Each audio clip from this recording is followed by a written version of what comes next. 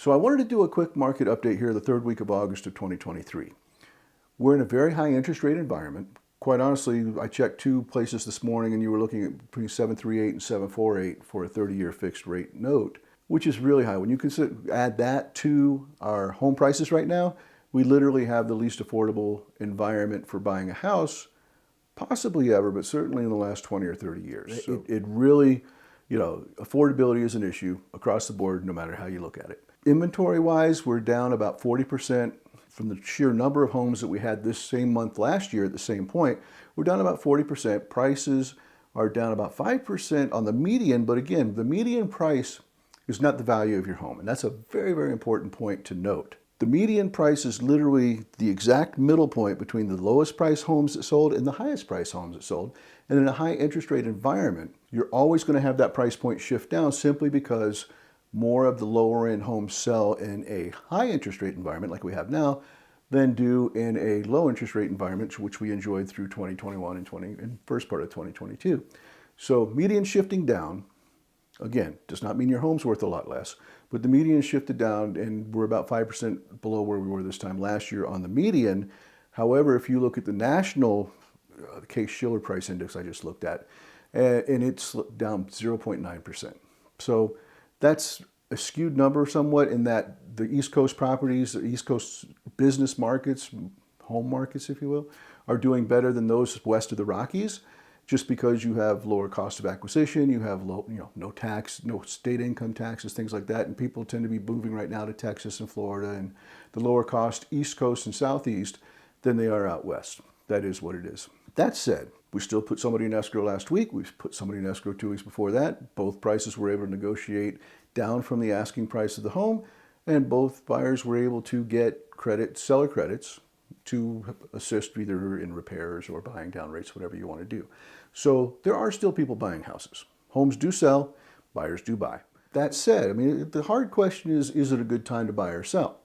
If you can buy, yes it is, because right now you don't have a lot of competition. And that's more important to talk about than gets credit, because as soon as everybody's waiting for rates to come down, human nature, I totally get it. That said, when rates do come down, everybody who's been sitting on the fence, and there are more people sitting on the fence right now than we have seen in a whole generation. I'm like actually longer than that. Probably 1978, 1979 was the last time that from a demographic standpoint, we had this many people coming into the homeowner market.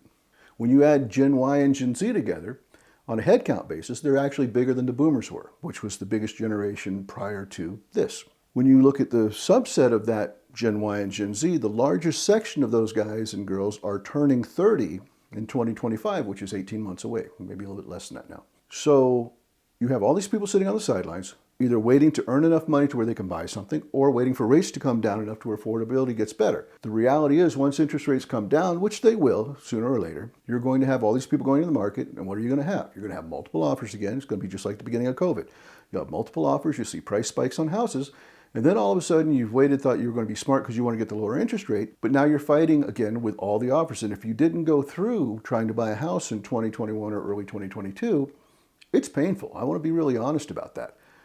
We certainly had numerous buyers that had to go through 10, 12 offers sometimes before they got accepted, because you have people coming in with all cash, or you have people coming in $100,000 over asking. And I'm not saying that everything's going to go $100,000 over asking, but I am saying that if you wait for the prices to come down, you're going to have fierce competition, you're going to wind up paying more, and you may not get the house you want. Whereas right now, if you're a buyer and you go out, you have far less competition, and sellers are more apt to work with you now than they will be when the interest rates drop down. If you're a seller, flip the coin for a moment. The only buyers you're seeing right now are very, very serious buyers. So if you do want to sell without a lot of competition, this actually is a good time to sell. And should you offer credits? Most likely yes, unless you're priced either right at or just below market. Then you can make the argument, say, I'm already priced properly, I don't need to give you any credits. But if you have some padding in there, like almost everybody does these days, then you should work with the buyer and work with them in a creative way. Because, Kirsten made a video a couple weeks ago to demonstrate that if you take $10,000 off the price of the house, say a $600,000 house, and I'm paraphrasing here, I don't have the numbers in front of me, so bear with me.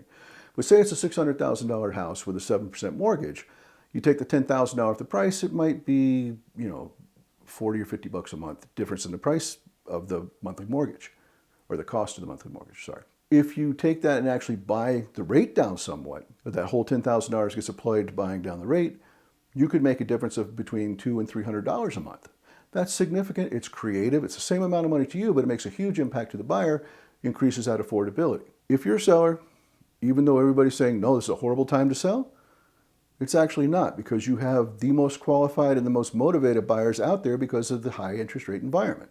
It's kind of like showing it, it's something we tell our sellers that are on market during the holidays. Most people don't want to be on market in the holidays, Thanksgiving all the way through, January or February.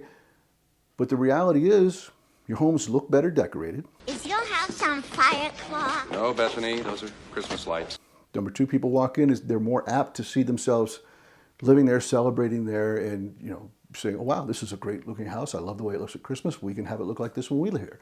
It's a great thing. But also at that time of year, the only people out looking for homes are serious people. They're coming in on job transfers. They've retired and they're looking for their forever home, or they're going through a divorce. They need another house. All of these things vary, but they're all serious. They're motivated, which is what you want as a buyer. And if you're a seller who's motivated, this is still a very good time to go on market. If you want to discuss it further, give us a call. You can call Kirsten, myself, Kaitlin. All of our numbers are right here. We look forward to hearing from you. Thank you for watching. If you liked the video, please hit the like button and subscribe so you can get notified every time we come up with a new one. Again, thank you for watching. We'll see you soon.